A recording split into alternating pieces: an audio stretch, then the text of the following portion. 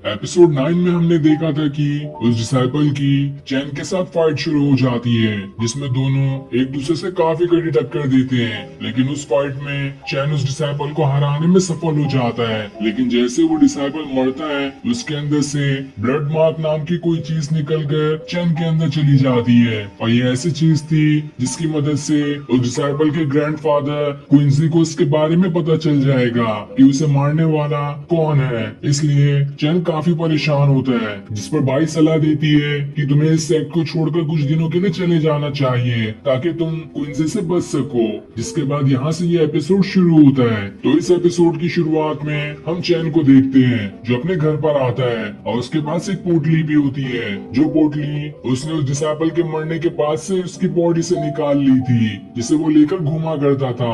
तब चैन उस पोटली को चेक करने लगता है कि आखिर वो डिसाइपल अपनी पोटली में क्या रखकर घूमता था। तब उसे चेक करने के टाइम पर उसके अंदर से उसे काफी सारी चीजें मिलती है। साथ ही उसके अंदर एक मार्शल आर्ट टेक्निक वाली बुक भी थी, इसलिए वो उस बुक को रख लेता है, जिस बुक का नाम 12 बीस्ट टेक्निक था।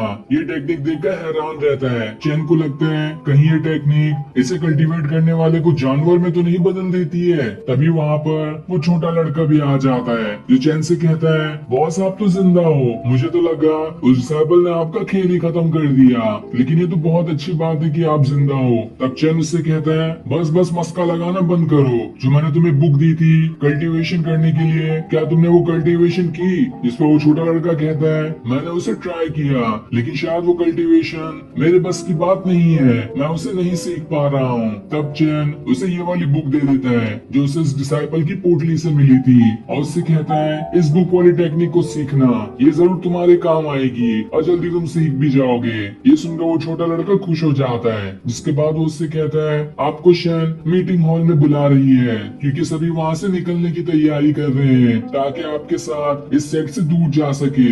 इसलिए चैन भी मीटिंग हॉल में आता है, जहाँ पर सारे के सारे लोग जमा होते हैं। तब शैन चैन से कहती है, हम सब ने ये डिसाइड किया है कि हम लोग यहाँ से सेंट्रल सेट के अंदर चले जाएंगे। वहाँ पर जाने के बाद आपको कोई परेशानी नहीं होगी और हम सब आप ही के साथ जाएंगे, इसलिए हमें अभी निकल जाना चाहिए। तब ये सुनकर चैन अपने सेट लीडर वाला बैच शैन को दे देता है और उससे कहता है, मैं किसी को भी बोझ लेकर नहीं चलना चाहता, क्योंकि सब लोग को मालूम है कि मेरे अंदर वो ब्लड मार्क आ चुका है और कोई भी मेरे साथ रहेगा तो उससे परेशानी हो सकती है। इसलिए मैं सेट लीडर वापस से शैन को बनाता हूँ, जो इस सेट को संभालेगी, और मैं खुद अकेले ही यहाँ से चला जाऊंगा सेंट्रल सेट के लिए।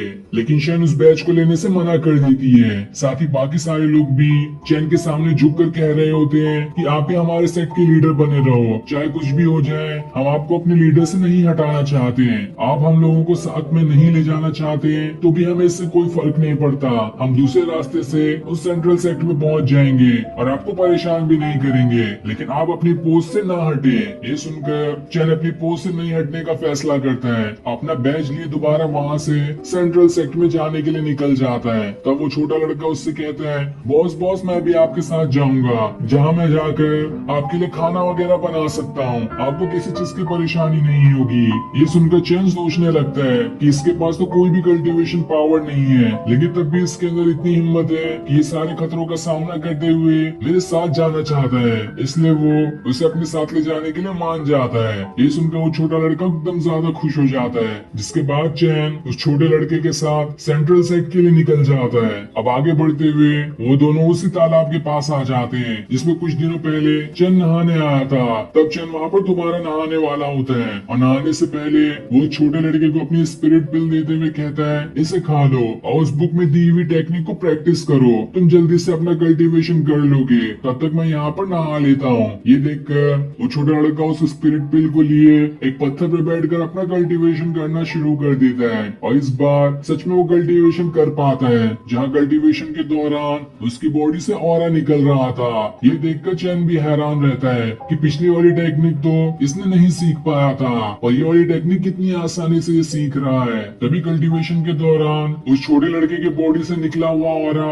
एक बिल्ली का रूप ले लेता है। ये देखकर चैन हैरान रह जाता है कि कहीं ये टेक्निक इसे कल्टीवेट करने वाले को जानवर में तो नहीं बदल देती है। तभी उस बिल्ली की पावर सारी की सारी उस छोटे लड़के के अंदर चली जाती है, जिस वजह से उस छोटे लड़के के भी कान आ जाते हैं। ये देखकर वो लड़का एकदम ज्यादा खुश हो जाता है कि अरे वाह, काम मैंने भी अपना कल्टीवेशन किया।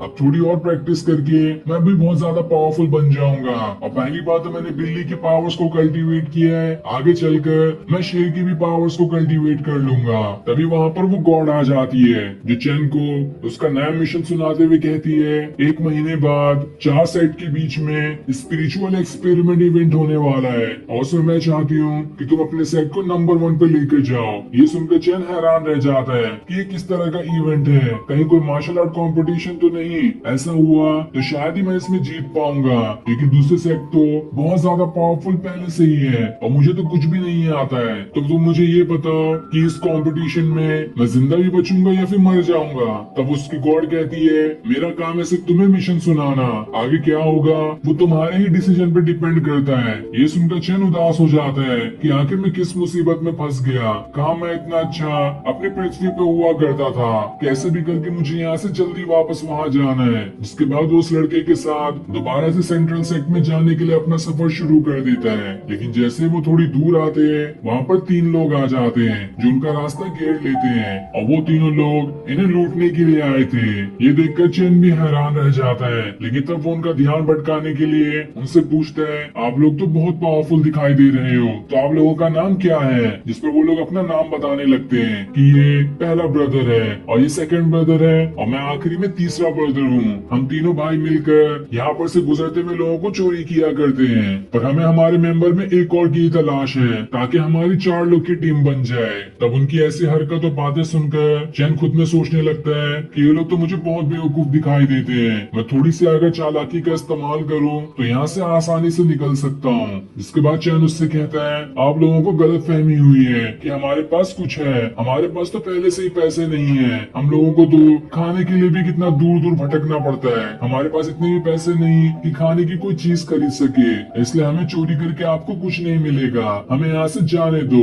ये सुनकर वो लोग एकदम उदास हो जाते हैं कि ये बेचारा तो खुद ही से इतना गरीब है और हम लोग इसे लूट कर अच्छा नहीं करेंगे। तब ये सुनकर वो छोटा लड़का कहता है गरीब किसको बोला, मेरे बॉस गरीब नहीं है, मेरे बॉस तो पूरे सेट के लीडर हैं, वो तुम लोग को तो जगह पर खरीद लेंगे। तब ये सुनकर चैन अपना सर पटकने लगता है कि मैं किस बेवकूफ को उठाकर यहाँ पर लेकर आ गया, मुझे पता था ये जरूर कोई ना कोई गड़बड़ी करेगा। तब ये सुनकर वो तीनों लोग कहते हैं अरे ये बच्चा तो बहुत चालू निकला, इसने तो अच्छा हुआ तुम्हारे बारे में हमें बता दिया, अब हम तुम्हें नहीं छोड़ेंगे। जिस पर चैन भी कहता है जब तुम लोगों ने फाइट करने का मन बना ही लिया है तो ठीक है, शुरू करते हैं हमारी फाइट। जिसके बाद देखते ही देखते उन तीनों की चैन के साथ फाइट शुरू हो जाती है। चैन तो पहले उनसे फाइट करने की कोशिश कर रहा होता है, लेकिन वो लोग काफी ज्यादा फास्ट थे, वो सभी चैन के सारे अटैक से बच जा रहे होते हैं और उन पर चैन एक भी अटैक नहीं कर पाता। इसलिए चैन वहाँ पर अपनी स्वॉर्ड निकाल लेता है और उन स्वॉर्ड की मदद से उन तीनों के ऊपर अटैक करना शुरू कर देता है। लेकिन तब भी वो उसकी स्वॉर्ड का भी काफी जबरदस्त मुकाबला करते हैं और अभी भी चैन उनके ऊपर अटैक नहीं कर पाता। तब चैन अपनी स्वॉर्ड की एनर्जी को 2 बहुत ही बड़े खतरनाक ड्रैगन में बदल लेता है और फिर उनके साथ मिलकर उन तीनों के ऊपर अटैक करना शुरू कर देता है। तब इस चीज को देखकर वो तीनों लोग घबरा जाते हैं कि आखिर ये किस तरह की टेक्निक है जिसने अपनी स्वॉर्ड की एनर्जी को ड्रैगन में बदल लिया। और तब उसके सामने वो तीनों लोग टिक भी नहीं पाते। ये देखकर वो तीनों लोग वहाँ से दूर आ जाते हैं और प्लान बनाने लगते हैं कि अब हमें किस तरह का अटैक इस पे करना चाहिए जिससे ये हार जाए। तब वो लोग कहते हैं अब हमारे उस मूव को अंजाम देने का टाइम आ चुका है जिसका हमने काफी टाइम से इस्तेमाल नहीं किया। इस मूव का इस्तेमाल करते हुए हम चैन को यहीं पर खत्म कर देंगे। जिसके बाद उनके ये कहते ही ये एपिसोड यहीं पर एंड हो जाता है। Thanks for watching.